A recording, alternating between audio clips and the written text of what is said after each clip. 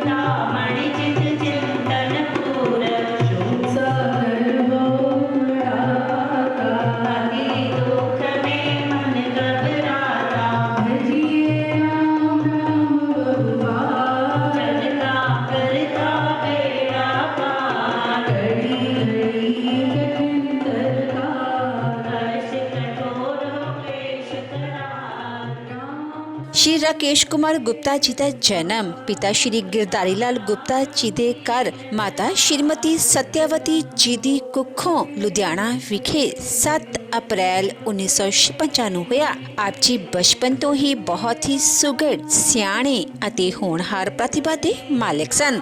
ਆਪ ਜੀ ਨੇ ਆਪਣੀ ਗ੍ਰੈਜੂਏਸ਼ਨ ਤੱਕ ਦੀ ਐਜੂਕੇਸ਼ਨ ਹਾਸਿਲ ਕੀਤੀ। ਉਪਰੰਤ ਆਪ ਜੀ ਨੇ ਸ਼ਾਲਸ ਦੇ ਬਿਜ਼ਨਸ ਦੀ ਸ਼ੁਰੂਆਤ ਕੀਤੀ। ਆਪ ਜੀ ਨੇ ਇਸ ਕੰਮ ਵਿੱਚ ਖੂਬ ਉન્નਤੀ ਹਾਸਿਲ ਕੀਤੀ ਅਤੇ ਖੂਬ ਨਾਮਣਾ ਖਟਿਆ।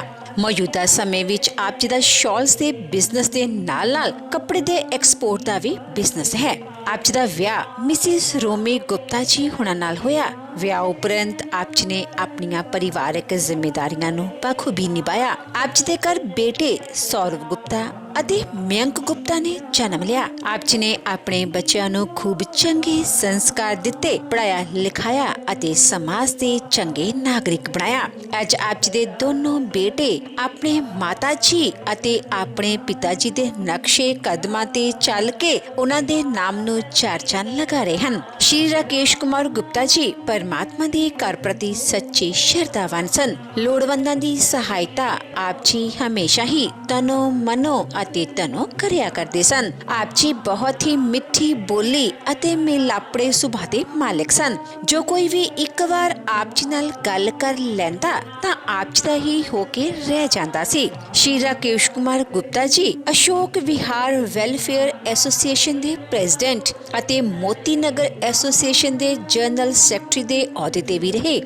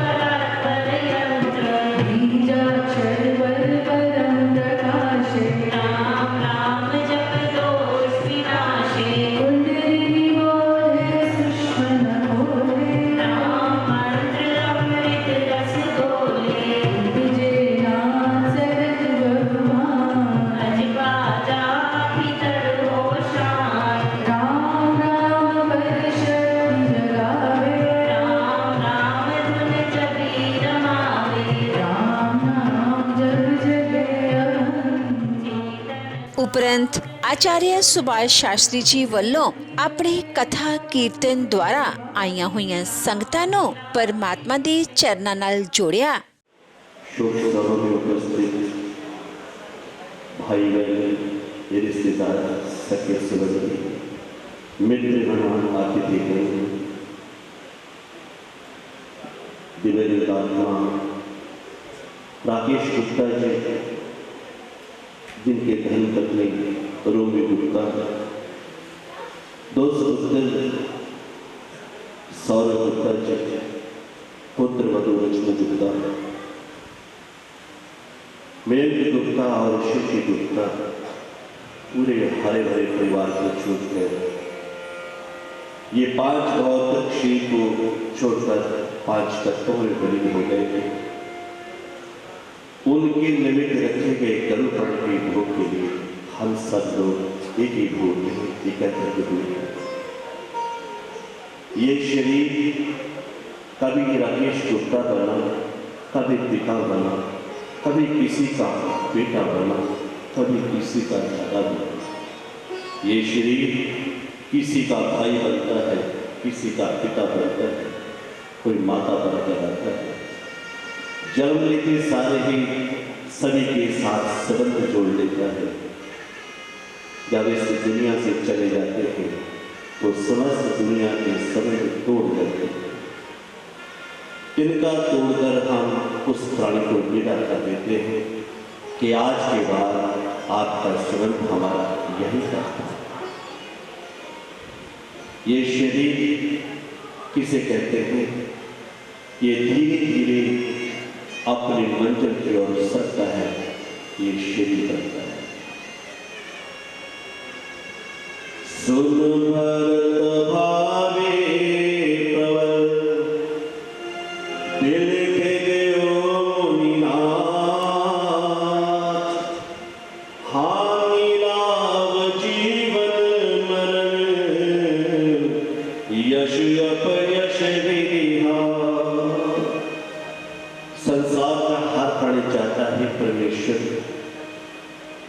मुझे लाभ मिले, कभी मुझे हानि ना प्राप्त हो। मैं जीना चाहता हूं, कभी मरना नहीं चाहता। यश सदा मिले, अपयश कभी ना मिले। हानि लाभ जीवन मरण यश और पाप की प्रकृति के अधीन हुआ करते हैं। उल्लू कहता है हे परमेश्वर कभी दिन ना आए, क्योंकि उल्लू को कभी दिन में दिखाई नहीं देता। कौवा कहता है परमेश्वर कभी रात ना आए, क्योंकि कौवे को रात को दिखाई नहीं देता। उल्लू के कहने से और कौवे के कहने से प्रकृति अपने नियम को बदलती नहीं, प्रकृति के नियम अटल होते हैं। इसलिए 16 अध्यायों के अंतर्गत गरुड़ पुराण में लिखा है कि कर्म हमारा कैसा होना चाहिए। इस संसार में जिसने भी जन्म लिया है उसकी मृत्यु अवश्य में हुई है। जाना और आना ये चक्कर संसार का लगा ही रहता है, परंतु इस चक्कर से छूटने के लिए हमारे गरुड़ पुराण में 16 अध्याय के अंतर्गत गरुड़ जी ने भगवान विष्णु से प्रार्थना की। उधर सूर्य 88,000 ऋषियों को जो संबोधन करते हैं, मेरा जीना कैसा हो, मेरा मरण कैसा हो और मेरा सत्कर्म कैसा हो। कौन कौन से प्राणी नरकों को जाते हैं, कौन कौन से प्राणी मोक्ष लोक प्राप्त करते हैं। इसलिए कर्म के ऊपर हमारा जीवन बनता है। प्रार्थना करते हैं कि मेरा कर्म सत्कर्म अच्छा हो, मेरा इस संसार में बोलना अच्छा हो, चलना अच्छा हो, देखना अच्छा हो, हर कर्म हर व्यवहार हर व्यापार मेरा बहुत अच्छा हो, जिससे मेरा कर्म सुकर्म बन जाए, कर्म मेरा मंगलमय बन जाए। ना क्षीयन्ते कर्म कल्प कोटि शती लगे। गरुड़ पुराण में लिखा है कि किए हुए कर्म कभी नष्ट नहीं होते, चाहे हजारों युग क्यों न व्यतीत हो जाए। भीष्म पितामह जी बाणों की शैया पर पड़े हुए प्रार्थना करते हैं, गोविंद मैं जीवन पर्यंत जन्म से लेकर अब तक कोई ऐसा बुरा कर्म किया नहीं, मुझे किस कर्मों की सजा प्राप्त हुई है। गौरव कहते हैं किए हुए कर्म किसी जन्म का, किसी कर्म का, किसी ग्रह का दोष, हमें लगता है कि हमारे कर्म ही सुख देते हैं, कर्म ही दुख देते हैं। भगवान कहते हैं ना ही किसी को दुख देता हूं, ना किसी को मैं सुख देता हूं। प्राणी के अपने ही कर्म सुख और दुख के भागी हुआ करते हैं। मेरा कर्म अच्छा हो, आने वाला कल भी अच्छा होगा। आज का कर्म बुरा हो तो कल कर्म से हमें त्रासदी मिलेगी भी निश्चित है। भगवान भी उसे माफ नहीं कर सकता, कितने भी प्रार्थना करना, किया हुआ जानबूझकर कर्म उसे भोगना ही पड़ता है। मैं शरीर हूं, हम मानते हैं मैं शरीर, बड़े बड़े अच्छे पदार्थों से पाला हुआ शरीर हाथों से निकल जाता है, हम बचा नहीं सकते। अगर मैं शरीर हूं तो वृद्ध अवस्था में आंखें कमजोर हो जाती हैं, हमें उसे बचा नहीं सकते। मैं शरीर हूं तो टांगे कमजोर हो जाती हैं, कोई रोग लग जाता है, हमें बचा नहीं सकते। इसलिए गरुड़ पुराण में लिखा है कि मैं शरीर नहीं हूं, मैं तो एक आत्मा हूं। जो इसे आत्मा का अनुभव कर लेते हैं, मैं नहीं हूं, ये शरीर मेरा नहीं है। संसार से बैठकर हम जितना भी सुख प्राप्त करते हैं, एक ना एक दिन ये सुख भी समाप्त हो जाता है। इसलिए राजा परीक्षित ने मन में आया कि मुझे मृत्यु आएगी। तक्षक नाग ने दसेगा आज के 7वें दिन के बाद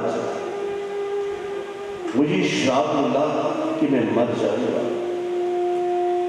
बड़े बड़े संत महात्माओं के पास जाते हैं कि मेरी कोई मृत्यु का टालने का उपाय बताएं।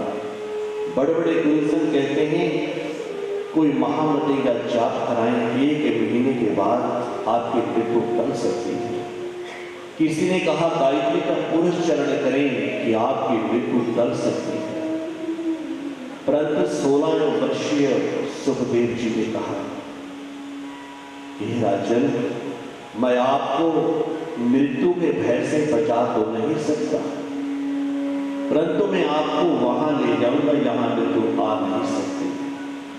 राजा परीक्षित ने कहा महाराज, मेरे पास समय केवल 7 दिन का है।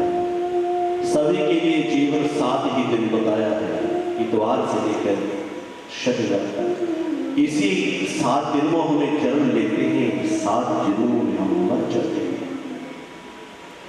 इसलिए मैं वहां ले जाऊंगा जहां मौत मृत्यु आ नहीं सकती। क्योंकि राजन आप शरीर को मैं बोलते हैं, परंतु आप मैं नहीं हूं, आप आत्मा हैं। ज्ञान के माध्यम से श्रीमद् भागवत के गीता के पाठ कराया। 7 दिन तक उस अमृत का पान करने के बाद सुखदेव जी कहते हैं राजा परीक्षित, क्या आप मरना चाहते हो? महाराज मैं क्यों मरूंगा, मैं तो आत्मा हूं, शरीर मरता है, इसलिए मैं शरीर नहीं हूं, मैं आत्मा। जीवन का यही तथ्य है कि शरीर मर जाता है, आत्मा मरने को होती है, न चलती है। जैसे हम पुराने कपड़ों को उतार कर नए वस्त्र पहन लेते हैं, इसी प्रकार की आत्मा अपने पुराने शरीर को छोड़कर नए शरीर को धारण कर देती है।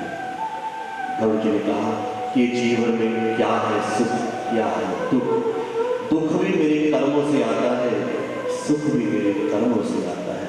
इसलिए बार बार गरुड़ जी ने भगवान विष्णु से कहा कि आने वाले मृत्यु के लोगों को ये कथा सुननी चाहिए, मेरा जीना कैसा होना चाहिए। ऐसी वाणी बोले कि सभी का हित हो, परिवार का हित हो। ऐसा कड़वा वचन कभी ना बोले जिससे किसी को दुख हो। किसी संत ने कहा है कि दिल ना दुखा किसी का आंखें मार देती है, दिल ना दुखा किसी का आंखें मार देती है, दुआ सबकी दुआएं उतार देती है। इसलिए मन में सदैव ये भाव रहना चाहिए कि मैं किसी के दिल ना दुखाऊं, मैं दुआ बनूं, आशीर्वाद बनूं, जिससे मेरा जीवन मंगल हो जाए। इसलिए सुख और दुख के सहारे हमारा जीवन चलता है। सुख भी मुझे प्यारे हैं, दुख भी मुझे प्यारे हैं,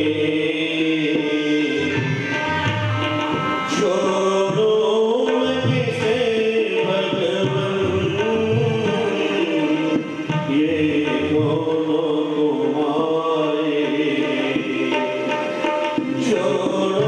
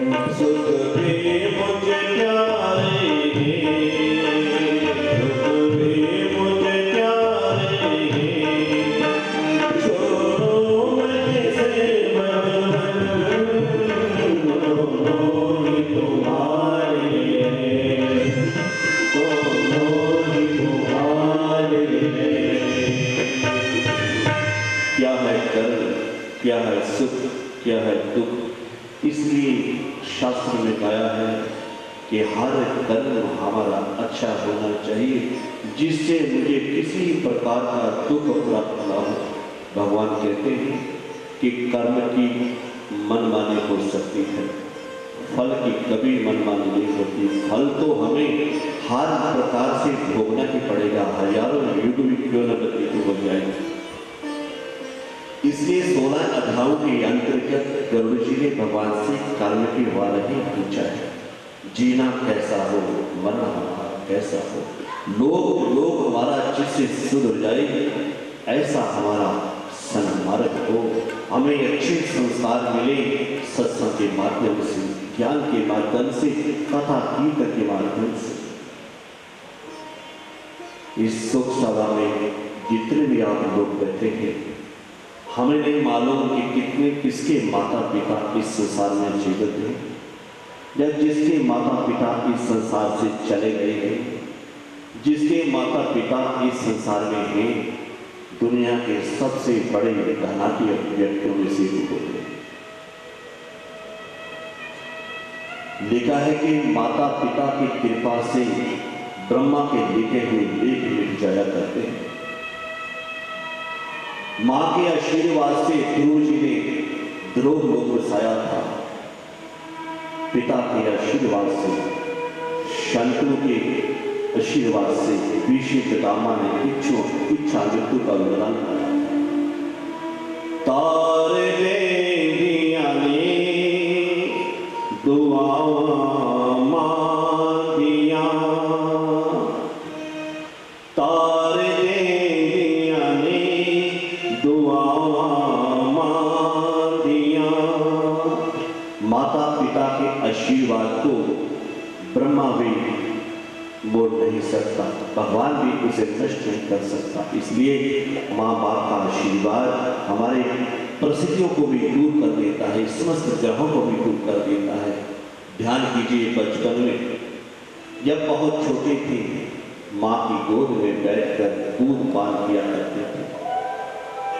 दूध पान करते समय छोटे छोटे पाँव के द्वारा कितनी बार उस माँ के पेट के मारा होगा। लात खाकर दूध देने वाली ऐसी शक्ति, ऐसा दयामय मन अगर किसी को मिला है, केवल मात्र माँ को प्राप्त हुआ है, माँ के अलावा किसी और को प्राप्त नहीं हुआ। रसोई में बैठकर वो माँ जब बच्चों को खाना खिलाया करती थी, बिना बोले बिना कहे हर चीज को माँ प्रदान किया करती थी। ऐसे माता पिता को जब हम खो देते हैं, तो माता पिता हमें बहुत ज्यादा देते हैं। इस संसार में जब माँ बाप चले जाते हैं कि ऐसा लगता है कि दुनिया की शक्ति हमसे दूर हो गई। वो ही माता पिता जब दही का कटोरा लेकर शगन बनकर सामने खड़े हो जाया करते थे, परीक्षा के समय जाओ तो दिल तुम्हें आशीर्वाद है, तुम्हें उत्तीर्ण हो, विकास करो, उन्नति करो, जुग जुग जियो, संसार में आपका नाम होगा, आपकी कुल और कीर्ति बढ़ेगी। ऐसे माता पिता को जब हम खो देते हैं, हमें तो बहुत ज्यादा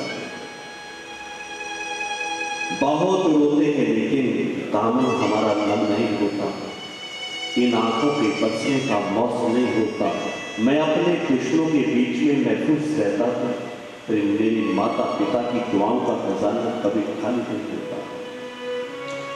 स्वामीनाथ जी एक उपन्यास लिखा है, उसकी 2 पंक्तियां हैं। एक विधवा माँ थी, विधवा माँ के 2 बच्चे थे।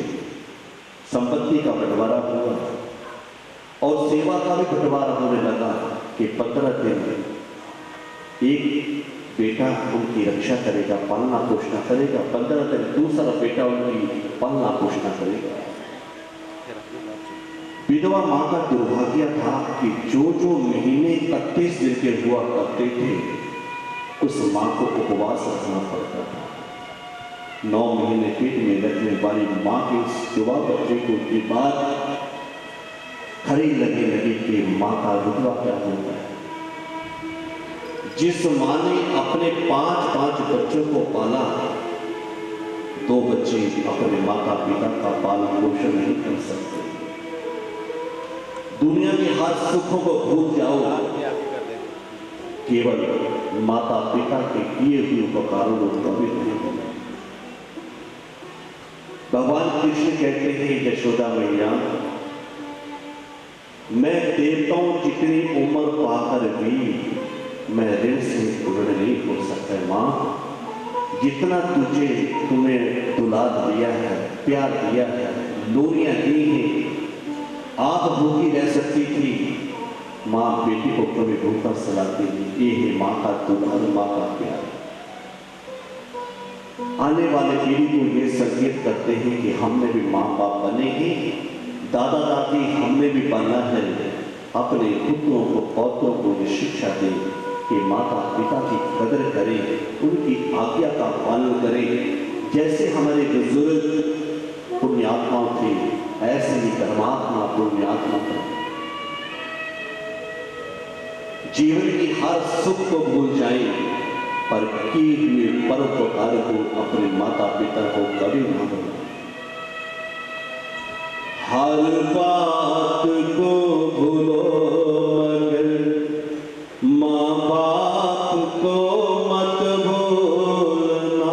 हर बात को भूलो मगर माँ बाप को मत भूलना। उपकार इनके नातों में इस बात को मत भूलना। उपकार इनके नातों में इस बात को मत भूलना।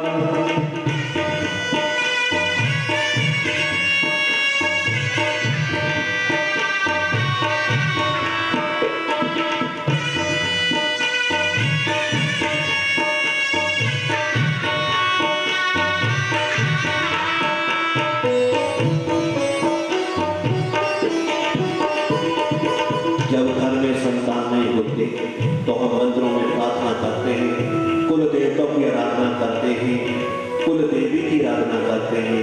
हे भगवान विष्णु, मैं सत्य में लगे व्रत करूंगा, मैं नवदुर्गा के नवरात्रों में अन्न जल त्याग करके ये आराधना करूंगा, मेरे घर में संतान हो जाए।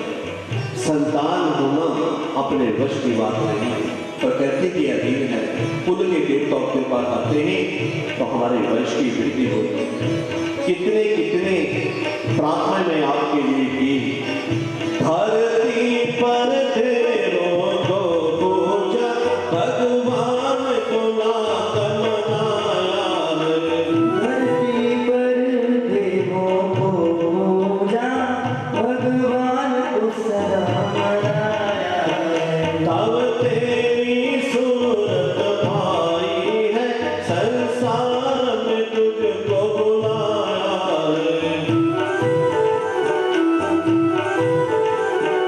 इन पागलों के दिल को पत्थर बनकर मत तोड़ना। इन पागलों के दिल को पत्थर बनकर मत तोड़ना। उपकार इनके नातों में इस बात को मत भूलना। उपकार इनके नातों में इस बात को मत भूलना।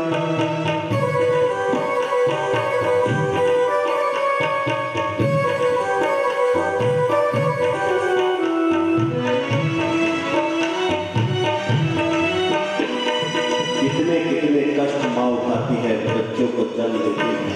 कभी कभी बड़े ऑपरेशन से हुआ, कभी कभी कितने कष्ट मिलते हैं बच्चे को, पर कष्ट तो बच्चे को मिलते हैं, दर्द माँ को ज्यादा होता है। कितनी प्रार्थना करती हैं कुल देवियों, मेरे बच्चे की लंबी यादी कर।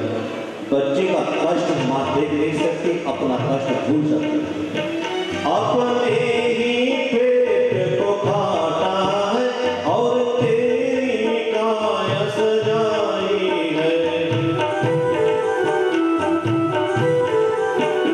अपना हर कोई के लाया तुझे, तब तेरी भूख मिटाई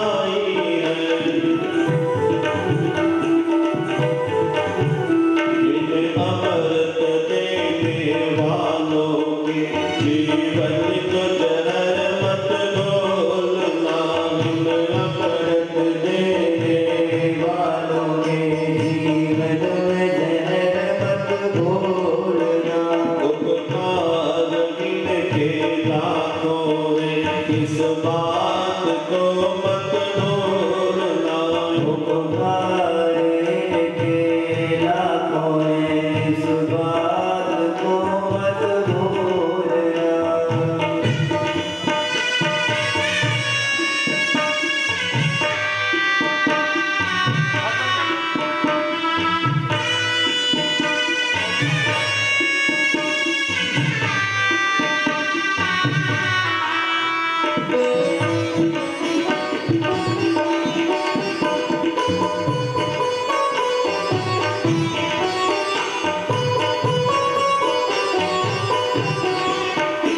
माता पिता अपने बच्चों को कर्ज उठाकर भी विदेश में भेजते ही व्यापार करवाते हैं। कितना कितना कष्ट उठाकर माता पिता अपने बच्चों को सही रूप में शिक्षा देने की कोशिश करते हैं। वही माता पिता के उपकार का बदला अगर प्यार से दुलार से नहीं मिलता, कितनी दुखी होती। जो चीज भी तूने मांगी है वो सब कुछ तूने पाया है। हर चीज को लगाया सीने से, बड़ा तुझसे जुटाया है। इन प्यार लुटाने वालों का हे प्रेम कभी मत भूलना। इन प्यार लुटाने वालों का ये प्रेम कभी मत तोड़ना। उपकार गिनके लाखों में इस बात को मत भूलना। उपकारे के लाखों इस बात को मत भूलना।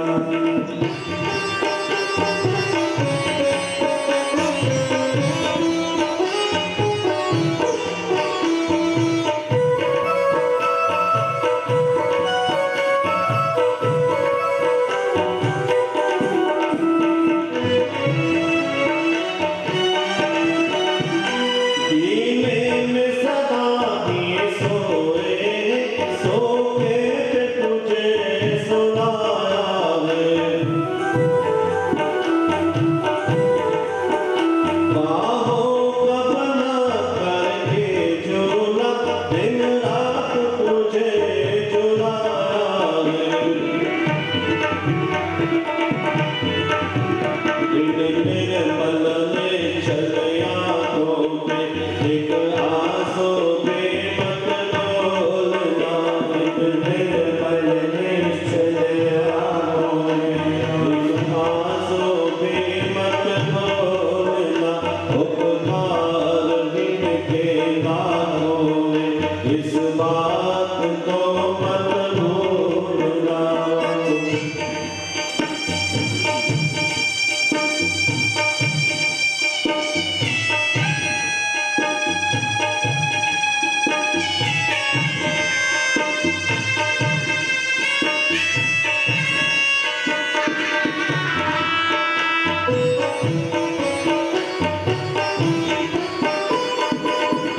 कितनी मर्जी धन दौलत कमा ले हम, कितना मर्जी कोठी बंगला बना ले हम, कोठी बंगला धन दौलत संपत्ति अगर माता पिता को सुख नहीं मिला वो किसी काम के नहीं।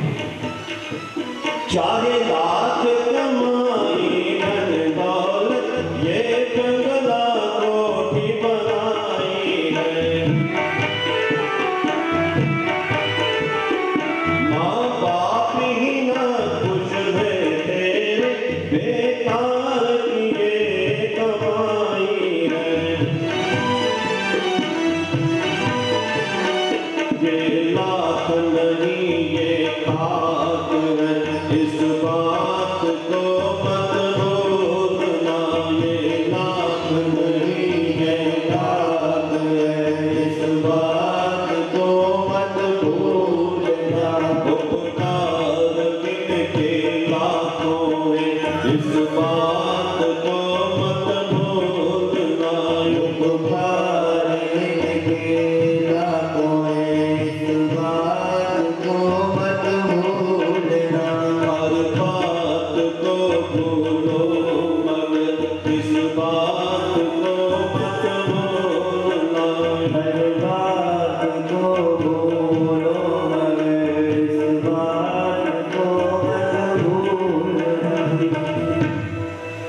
पके फल पेड़ों से रिश्ता तोड़ जाते हैं।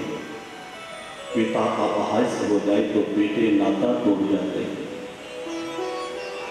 अपने पास धन दौलत बहुत होती है, आज के युग में माता पिता वृद्धाश्रम में चले जाते हैं।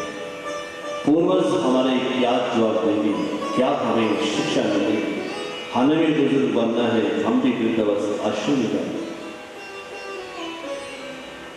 एक पिता अपने पुत्र को जब बाजार में ले जाता है, जेब में 20 रुपए होते हैं कि पुत्र 100 रुपए सामान की जिद कर लेता है।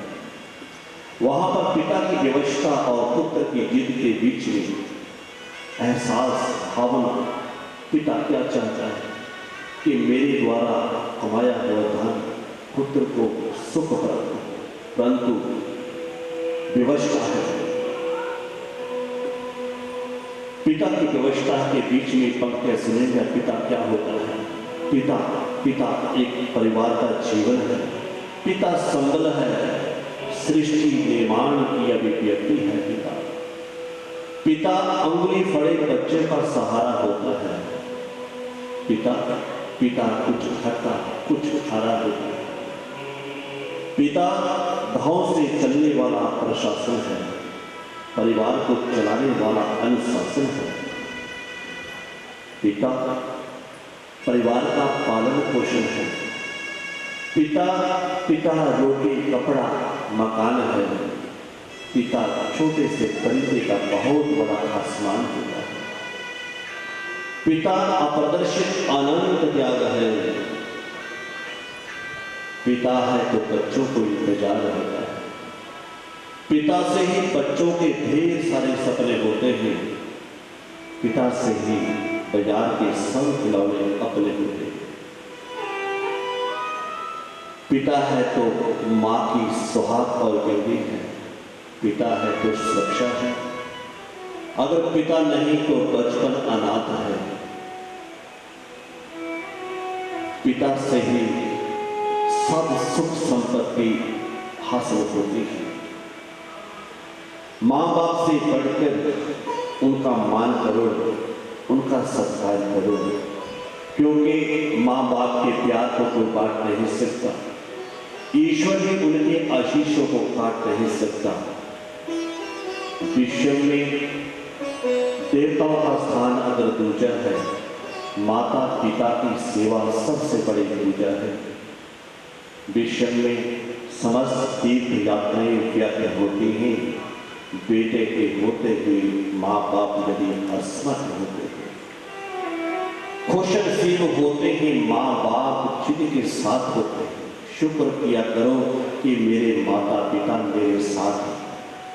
जब तक चाहे किस प्रकार से वो प्रसन्न हो जाएंगे, ऐसा उनका सत्कार और आज्ञा का पालन करो।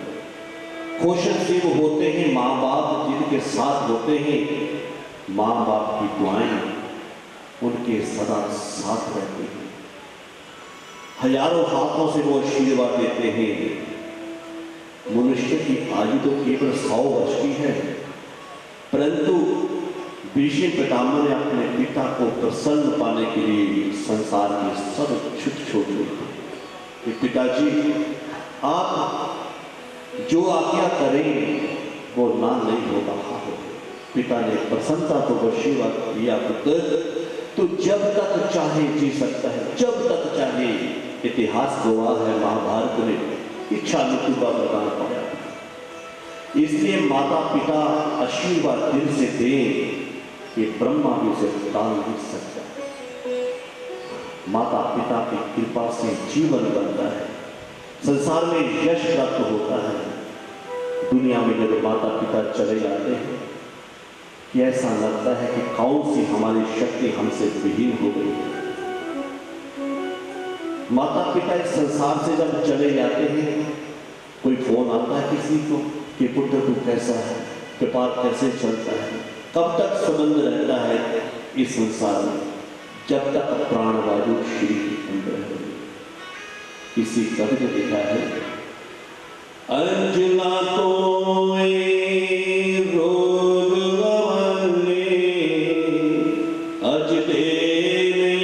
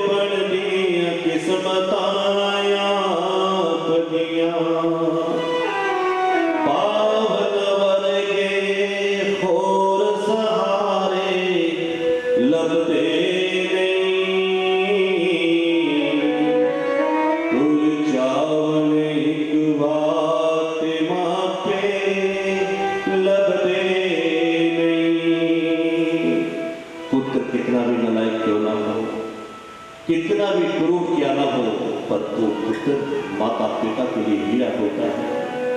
लाखों कमियां को समेट लेंगे कि माता पिता अपने पुत्र को कभी भी दुनिया में अपयश नहीं दिलाएंगे। यही ही माता पिता की दया में, कृपा में दृष्टि। पुत्र पावे लख जहां तो मंदे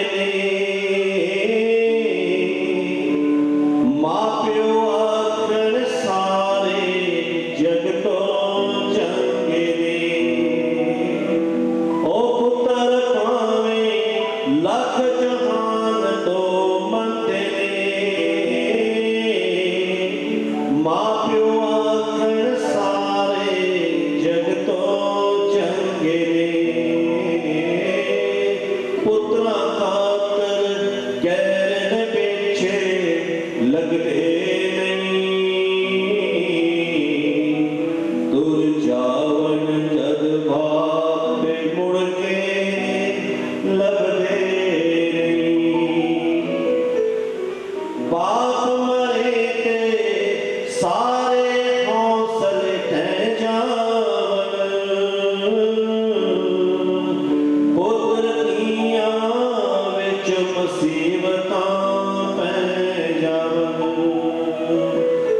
बाप मरे ते सारे हौसले ते जावन पुत्र दियां विच मुसीबतां पै जावन लोक पराए कदे भी नेड़े लगदे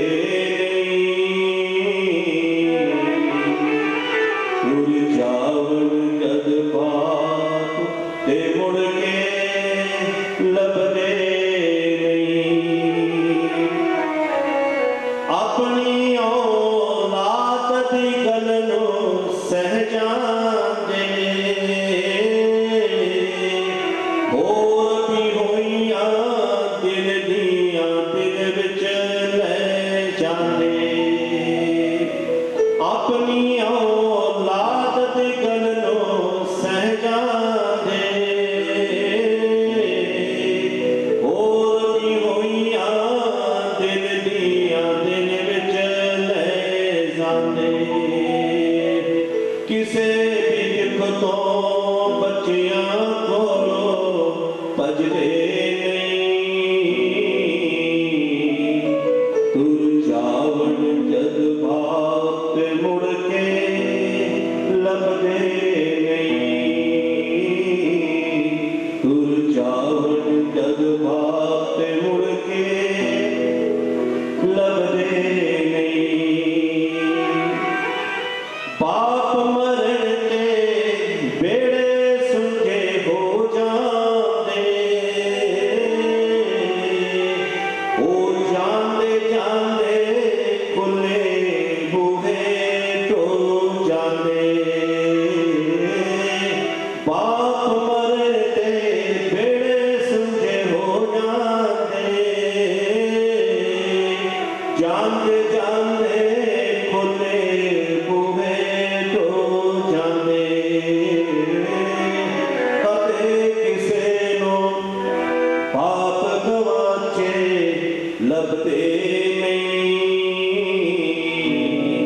तुर जावन जद बाप ते मुड़ के लभदे ना फिर सारे जग विच जाके देख लवो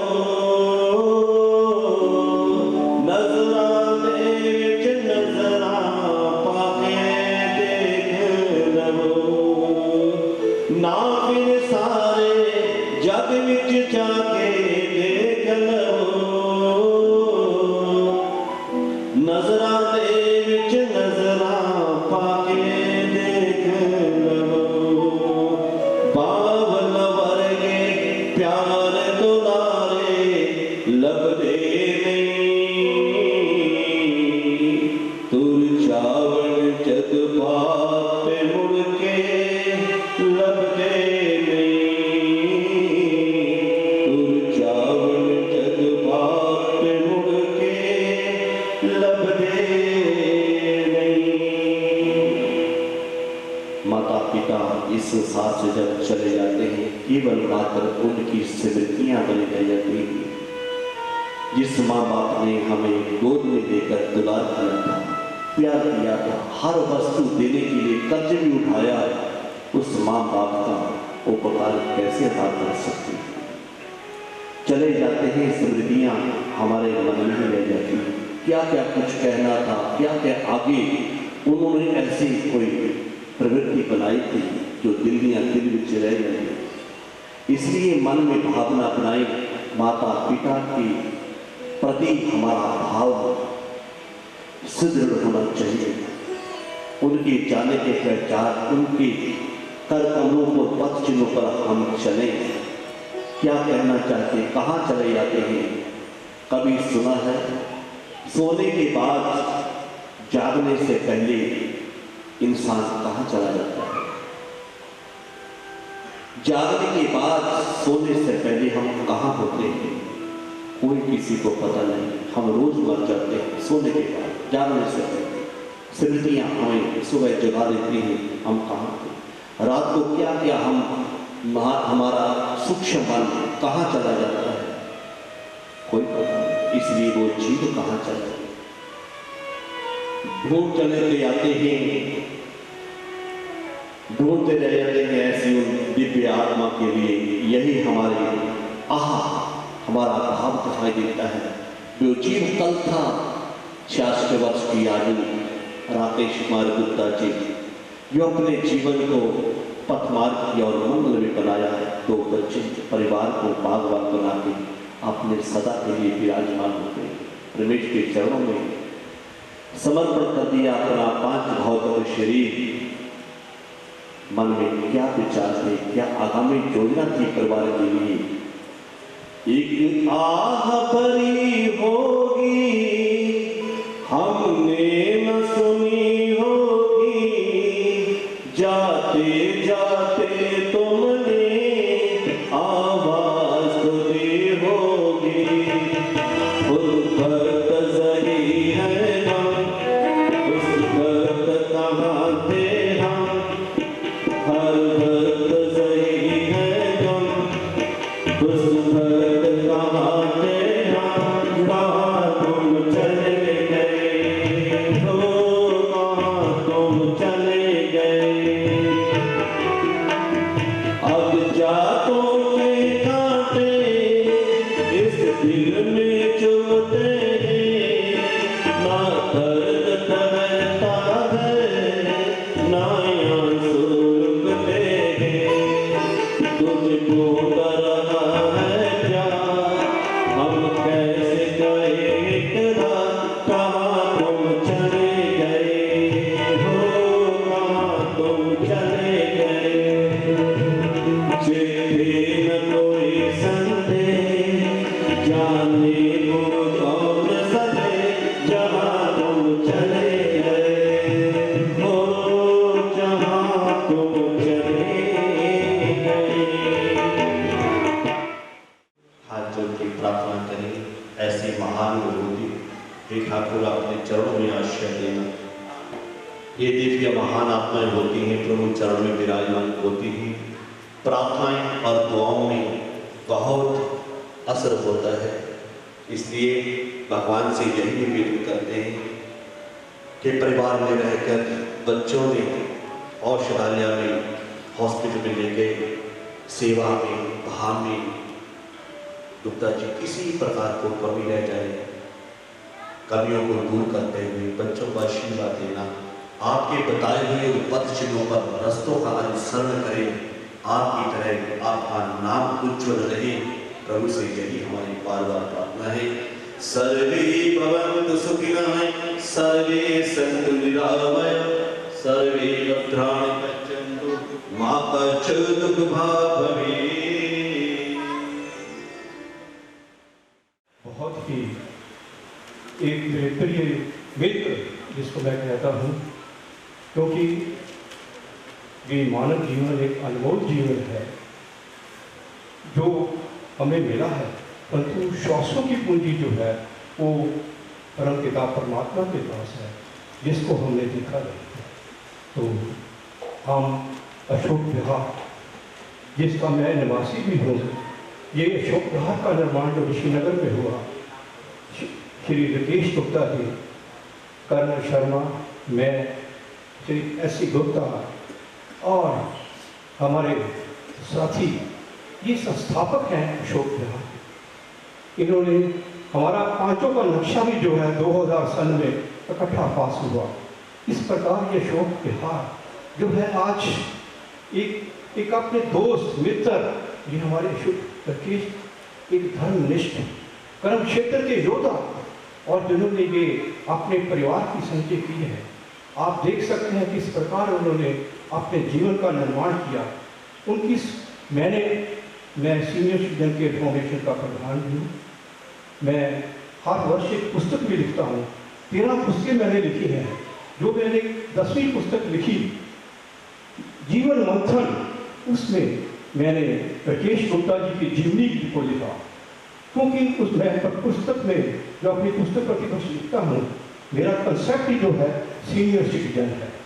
तो अभी पंडित जी ने बहुत ही व्याख्या की है, माता पिता, जिस घर में माता पिता है वो स्वर्ग में है। हमने प्रभु को नहीं देखा, अपने माता पिता को देखा है। जो लोग माता पिता की सेवा नहीं करते, वो इस जूनी में वो भगवान के मंदिर इधर उधर जाने की उनको, मैं कहता हूँ, आवश्यकता ही नहीं है। जिस घर में माता पिता है वो स्वर्ग में है। हम अगर उनकी सेवा करते हैं तो वो तुल्य है, अमृत तुल्य है। बाद में शराब करना तो वो किसी ने देखा नहीं है। श्रद्धा अब चाहिए, सेवा अब चाहिए। आज का संदेश यही है। आज इस शांति सभा में ये हमारा भाई जो है, उसकी कास्मत जो है मृत्यु हुई, वो देख उनकी आभा, उनका जो माथा था, आप देख सकते थे। कोई कह नहीं सकता कि वो इस उम्र में चले जाएंगे। मुझे तो पता ही नहीं चला, क्योंकि मैं वहीं रहता हूँ, फंदू कार्नर में हूँ। आगे सैर करते थे, फंदू कोरोना पीरियड में सैर बंद हो गई और अब हम घर में पड़े रहते हैं। मेरी आयु भी 80 वर्ष की है। हमारा पूरा जत्था चलता था सैर के लिए, कर्नल शर्मा, S.C. गुप्ता, जो हमारे वहाँ अशोक विहार के हैं, हम 10-12 व्यक्तियों का जत्था चलता था। आज वो सारे हम विहीन होकर, शक्ति विहीन होकर घर में बैठे हुए हैं, परंतु घर में अकेले नहीं हैं। मैंने इसलिए ये इसका निर्माण किया, सीनियर सिटीजन केयर फाउंडेशन का, कि कोई व्यक्ति अपने को अकेला महसूस ना करे। सबके लिए एक पुस्तक भी लिखता हूँ, स्कूल भी जाता हूँ, लोगों में एक प्रेरणा भी देता हूँ कि आप लोग अकेले नहीं हैं। प्रभु ने हमें भेजा है। ठीक है, समय के अनुसार मेरी बात होती रहती थी, क्योंकि ये मेरे अभिन्न मित्र थे राकेश जी, जो मैंने किताब लिखी। मैं कहते हैं आयु काम करने की भी सीमा नहीं है, उसमें आयु कोई बाधा नहीं है। आगे बढ़ो, बढ़ते चलो। जो आदमी बैठ गया वो बैठ गया। इसलिए जितनी क्षमता है, क्षमता के अनुसार कार्य करो। आज बहुत आघात लगा जब मुझे पता चला कि राकेश नहीं रहे। उनको मुझे, क्योंकि मेरे बाप की मेरे ऑपरेशन हुए थे, मैं अब घर में था, इधर उधर जाने का मौका ही नहीं मिलता था, मुझे पता ही नहीं चला। थोड़े दिनों के बाद पता चला। आज इस सभा में, शांति सभा में, आपको तो शांति सभा, ठीक है, शोक है। शोक तो देखो हर प्राणी के लिए जो जाता है वो घर विहीन हो जाता है। उसमें जो माता पिता, जो उनका बच्चे जो है, जो समाज है, वो भी उनकी जो क्षति है उनको पता चलता है कि वो शून्य हो जाता है। ये उपहार जो है, जीवन लीला जो है, उसके हाथ में। ये शरीर 5 तत्वों का बना है, परंतु दूसरे 5 तत्व जो है, जो काया, साया, मोह, माया, ये हमारे साथ चलते रहते हैं। कोई कुछ नहीं कह सकता। Nobody can forecast the next moment what is to be happen। तो आज इस शांति सभा में जो हमारे प्रिय मित्र राकेश जी ने जो इस समाज को दिया है, एक धर्मनिष्ठ थे और कुरुक्षेत्र के वो एक योद्धा थे। उन्होंने आपने किस प्रकार इंडस्ट्री का विकास किया, वो इंडस्ट्री के प्रकाश स्तंभ थे, सब उनको मानते थे, उनकी सलाह लेते थे। तो आज उनका जाना हमारे लिए एक बहुत ही घटित उसमें हम अपने आप को महसूस करते हैं, परंतु उसकी महिमा प्रभु की जो है, जिसको हमने देखा नहीं है, वो लीला अपरंपार है। उनके आगे अपना मस्तक जो है वो आगे झुकते हैं, तो प्रभु उनकी आत्मा को शांति दे। आज हम भावपूर्ण श्रद्धांजलि, नेत्रांजलि, भावांजलि और पुष्पांजलि अर्पित करता हूँ उस आत्मा को जो कि पुण्य आत्मा है, जिसने एक प्रकाश दिया, हमारी परिवार को भी दिया और समाज को भी दिया। और आज 1 मिनट के लिए आंखें बंद करके उसको नमन करें प्रभु को कि उसको अपने चरणों में स्थान दे।